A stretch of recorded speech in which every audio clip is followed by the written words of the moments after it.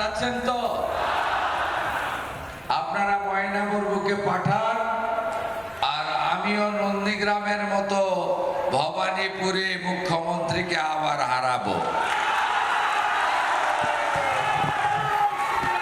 আমাদের মঞ্চে উপবিষ্ট আছেন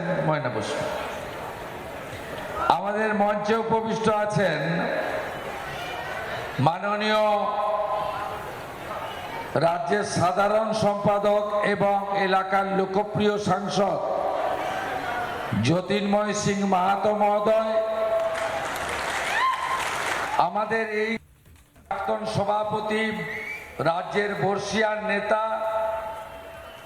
বিদ্যাসাগর চক্রবর্তী মহোদয়, আমাদের ছত্তিশগড়ের ক্যাবিনেট মিনিস্টার, এখানকার প্রভারী নীল শর্মা মহোদয়, পুরুলিয়া বিভাগ ইনচার্জ দলের আত্মনিবেদিত নেতা তুষার মুখার্জি মহোদয়,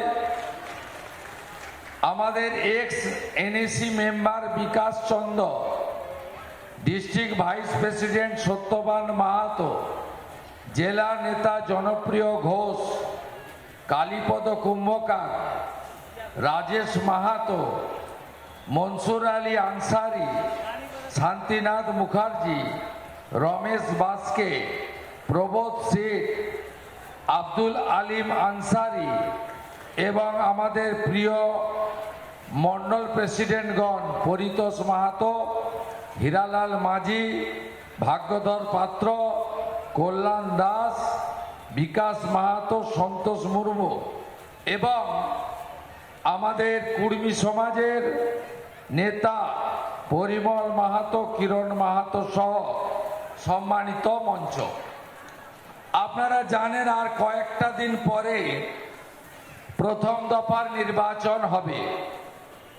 গোটা পশ্চিমবঙ্গের মানুষ ঠিক করে ফেলেছে, যা পিসি তুই চলে যা, বাংলাদেশে চলে যা। এবারে ভারতীয় জনতা পার্টির সরকার তৈরি হচ্ছে। আপনারা নিশ্চিন্ত থাকুন, এসআইআর এ মৃত, ভুয়া, অবৈধ একাধিক জায়গায় ভোটার তালিকায় নাম থাকা এবং বাংলাদেশ থেকে অবৈধভাবে আসা মুসলিম অনুপ্রবেশকারী, তাদের অধিকাংশ নামই বাদ চলে গেছে। তৃণমূল কংগ্রেস এই ভোটগুলো দিত। ইলেকশন কমিশন এবারে 2 দফায় ভোট করেছে। প্রথম দফায় 152, দ্বিতীয় দফায় 142। এর আগে কি করতো জানেন?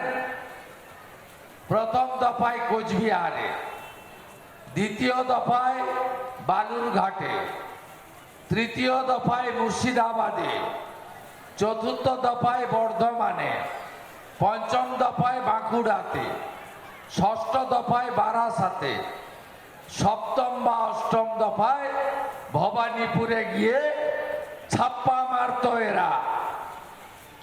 এরা পশ্চিমবঙ্গে প্রশাসনকে ব্যবহার করে পুলিশের একটা অংশকে ক্যাডারে পরিণত করে আইপ্যাকের মতো চিটিংবাজ ব্রোকার দালালদের সাহায্য নিয়ে পশ্চিম বাংলায় প্রকৃত জনমত তার প্রতিফলন ঘটাতে দিত না। তাই আমরা নিশ্চিত ভয়মুক্ত পরিবেশে এই 15 বছরের অপশাসনকে মুক্তি আপনারা দেবেন। আমরা সব জায়গায় বলি 15 বছর চোরকে দিলেন, 35 বছর বাম, 5টা বছর রামকে দিয়ে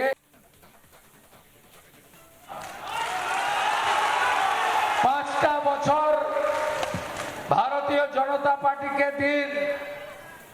প্রকৃত রাম রাজ্য আমরা করব। রাম রাজ্য মানে সুশাসন, হাতে কাজ, পেটে ভাত, মাথায় ছাদ। একটা সময় স্বাধীনতার আগে পরে অবিভক্ত মধ্যপ্রদেশ, অবিভক্ত বিহার, উড়িষ্যা, আসাম থেকে এই বাংলায় মানুষরা কাজে আসতো। আজকে এই পুরুলিয়া জেলায় আপনারা কাজের খোঁজে রায়পুর, বিলাসপুর, আপনারা ভোপাল, ইন্দোর, রাঁচি, জামশেদপুর আর ওদিকে ভুবনেশ্বর, সম্বলপুরে যান না। প্রত্যেকটা গ্রামে 100-র বেশি যুবক পাবেন যারা বাড়িতে নেই, তারা পরিযায়ী শ্রমিক হিসেবে মূলত বিজেপি শাসিত রাজ্যে কাজে চলে গেছেন। প্রায় 21টার কাছাকাছি এনডিএ শাসিত রাজ্যে তারা রোজগার করছে, আর মমতার এই ভিখারি রাজ্যে তারা টাকা পাঠাচ্ছে। নানা ধরনের কন্টেন্ট দেখার জন্য লাইক করুন, শেয়ার করুন আমাদের ফেসবুক পেজ, সাবস্ক্রাইব করুন আমাদের ইউটিউব চ্যানেল। পাশাপাশি অন্যান্য ব্রেকিং নিউজের জন্য অবশ্যই চোখ রাখুন রিপাবলিক বাংলায়।